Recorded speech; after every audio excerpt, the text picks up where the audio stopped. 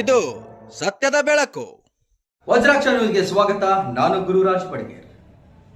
ಹಾವೇರಿ ಜಿಲ್ಲೆ ಹಿರೇಕೆರೂರು ಪಟ್ಟಣದಲ್ಲಿ ಕರ್ನಾಟಕ ರಾಜ್ಯ ರೈತ ಸಂಘ ಹಾಗೂ ಹಸಿರು ಸೇನೆ ತಾಲೂಕು ಘಟಕದ ವತಿಯಿಂದ ಬೃಹತ್ ಪ್ರತಿಭಟನೆಯನ್ನ ಮಾಡಿ ಹಿರೇಕೆರೂರು ಹೆಸ್ಕಾಂ ಕಚೇರಿಗೆ ಮುತ್ತಿಗೆಯನ್ನು ಹಾಕಿದ್ದಾರೆ.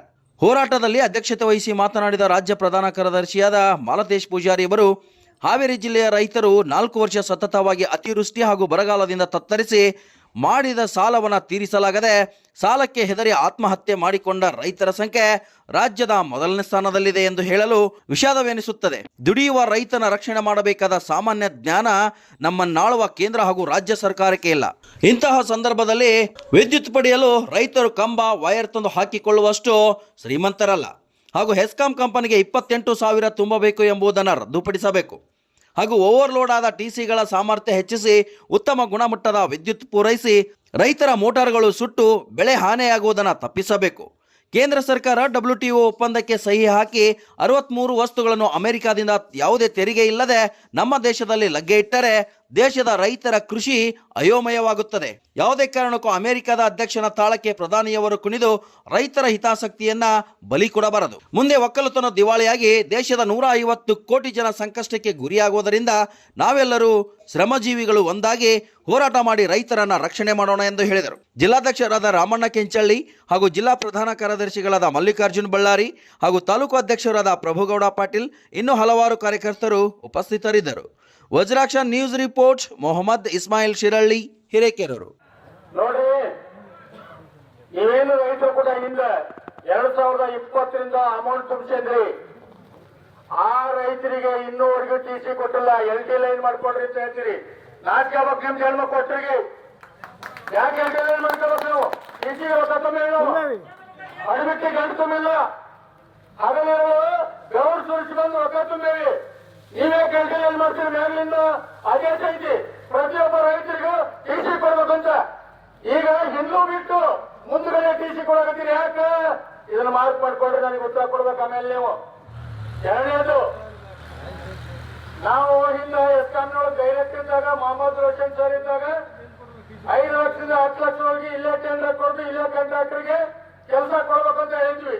ತ್ವರಿತಗತಿಯಲ್ಲಿ ಕೆಲಸ ಕೊಡುವಂತ ಅದನ್ನು ಕೂಡ ಬಂದ್ ಮಾಡ್ಕೊಂಡ್ರಿ. ನೀವೀಗ ಎಲ್ಲ ಹುಬ್ಬಳ್ಳಿ ಒಳಗನೆ ಟೆಂಡರ್ ಕರೆಯಕತ್ತೀರಿ. ಯಾಕಂತ ಹೇಳ್ಬೇಕು ಪ್ರಭಾಕರ್ ಅವ್ರಿಗೆ, ನಿಮಗೆ 10 ಲಕ್ಷವರೆಗೆ ಟೆಂಡರ್ ಕೊಡಕ್ಕೆ ಅಧಿಕಾರ ಐತಿಲ್ಲ. ಇದ್ರ ಹಿಂದೆ MD ಮಾಡ್ಯಾರ ಇಲ್ಲ. ಈಗ ನಾಟಕ ನಿಮ್ದು, ಇವೆಲ್ಲ ನಾಟಕ ಬಂದ್ ಮಾಡ್ಬೇಕು. ಅನೇಕ ಸರ್, ನಾನು ನಿಮಗೆ ಕಿವಿ ಮಾತು ಹೇಳಕತ್ತೀನಿ. ನಾನು ನಿಮಗೆ ಆಗಲೇ ಕಿವಿ ಮಾತು ಹೇಳಿನಿ, ಅದನ್ನ ಇಲ್ಲಿ ಹೇಳಲ್ಲ. ಈಗ ನಮ್ಮ ರೈತರಿಗೆ ಈ ಹಿರೇಕೆರೂರು ತಾಲೂಕಿನಲ್ಲಿ ಇರ್ತಕ್ಕಂಥ ಕಾಂಟ್ರಾಕ್ಟರ್ಗಳು ಏನಾದ್ರೂ ಒಂದು ಕೆಲಸ ಹೇಳಿದ್ರೆ ತ್ವರಿತಗತಿಯಲ್ಲಿ ಮಾಡೋರು. ನಿಮ್ಮ ಕಾಟಕ್ಕೆ ಅವ್ರು ಕೆಲಸ ಮಾಡ್ತಾ ಇಲ್ಲ. ಯಾಕ? ನಿಮ್ಮ ಅವರ ನಡುವೆ ಹೊಂದಾಣಿಕೆ ಇಲ್ಲ. ನೀವು ಜಾತೀಯತೆಯನ್ನು ಮಾಡೋದು ಬಿಡಬೇಕು. ಇಲ್ಲಿ ಸರ್ವ ಜನ ಸುಖಿನೋ ಅಂತ ಎಲ್ಲಾ ಜಾತಿಯವರು ನಾವು ಇಲ್ಲಿ. ಯಾಕ್ರಿ? ನಿಮಗೆ ಕೊಂಬಂದವ ಏನು ಮಾಡಕ್ಕಾಗಲ್ಲ ಅಂತ ತಿಳ್ಕೊಂಡ್ರಿ. ನಿಮ್ನ ನೀವು 1000 ಕೋಟಿ ಹೊಡೆಯಲ್ವೇ? ರೈತ ಸಂಘಕ್ಕೆ ಯಾರು ನಡೆಯಲ್ಲ. ಅಲ್ಲೇ ಕೊಂಡಿರ್ತೇವೆ, ಮನೆ ಕೊಂಡಿರ್ತೇವೆ. ಮರ್ಯಾದೆ ಇಲ್ಲ. ಇಲ್ಲಿ ನೋಡಿದ್ರೆ ನೀವು ರಟ್ಟಳ್ಳಿ ತಾಲೂಕಿನಲ್ಲಿ ರೈತನನ್ನ ತೀರ್ಚೆ ತಿಂದು ಹೋಗ್ಬಿಡ್ತು. ಹಾಗೆ ಕಿರ್ಚಿ ಹಾವಳಿ ಹೈಯೆಸ್ಟ್ ಆಗಿದೆ. ಇವತ್ತು ನಾವು ಸ್ಟ್ರೈಕ್ ಕರೆದೇವಿ ಅನ್ನೋದು ಗೊತ್ತಿದ್ದು ಕೂಡ ಹೆಸ್ಕಾಮಿನ ಅಧಿಕಾರಿಗಳು ಇಲ್ಲಿ ಯಾರ್ಯಾರು ಬಂದಿದೆ ಅಂತ ತಾವು ನಮ್ಮ ರೈತರ ಗಮನಕ್ಕೆ ತರಬೇಕು. ನನಗೆ ನೋಡಿದಾಗ ಇಲ್ಲಿ ಕಳ್ಳಿಮನಿಯವರು, ಎಕ್ಸಿಕ್ಯೂಟಿವ್ ಇಂಜಿನಿಯರು, ಪ್ರಭಾಕರ್ ಅವರು ಅಷ್ಟೇ ಅದಾರ. ಇವತ್ತು ನೀವಿದ್ರೆ ಸ್ಟ್ರೈಕ್ ಬಗೆಹರಿಯಲ್ಲ.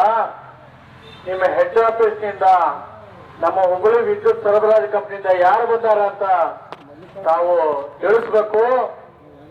ಯಾಕಂದ್ರೆ ಸ್ಟ್ರೈಕ್ ಇವತ್ತು ನಾವು ಅಲ್ಪ ಜನ ಬಂದೇವೆ. ಯಾಕಂದ್ರೆ ಒತ್ತಡದಲ್ಲಿ ರೈತರು ಇವತ್ತು ತಾವು 2-3 ಬಂದು ಸ್ಟ್ರೈಕ್ ಅನ್ನು ಬಗೆಹರಿಸ್ತೇವೆ ಅಂದ್ರೆ ಆಗಲಿದ್ದ ಕೆಲಸ ತಾವು ಮಾಡಬಾರದು. ದಯವಿಟ್ಟು ಕಳ್ಳಿಮನಿ ಸರ್, ತಾವು ಯಾರ್ಯಾರು ಬಂದಿರಿ ಅಂತ ರೈತರಿಗೆ ಫಸ್ಟ್ ತಿಳಿಸ್ರಿ. ಆಮೇಲೆ ನಾನು ಮಾತಾಡ್ತೇನೆ.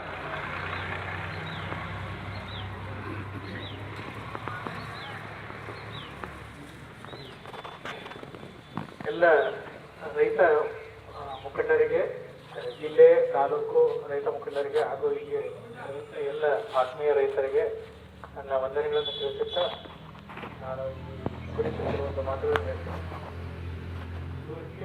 ನಮ್ಮ ಹೆಸ್ಕಾಂನಿಂದ ಆಕ್ಚುಲಿ ಜಿಲ್ಲೆಯ ಇಂಜಿನಿಯರ್ ಆದ ನಾನು ಹಾಗೂ ರಾಣೆಬೆನ್ನೂರು ವಿಭಾಗದಿಂದ ಎಕ್ಸಿಕ್ಯೂಟಿವ್ ಇಂಜಿನಿಯರ್ ಆದಂತಹ ಪ್ರಭಾಕರ್ ಅವರು, ಹಾಗೆಯೇ ಜಿಲ್ಲೆಯ ಕೆಪಿಟಿ ಸೇಲಿನ ಎಕ್ಸಿಕ್ಯೂಟಿವ್ ಇಂಜಿನಿಯರ್ ಆದಂತಹ ಜೋಶಿ ಅವರು.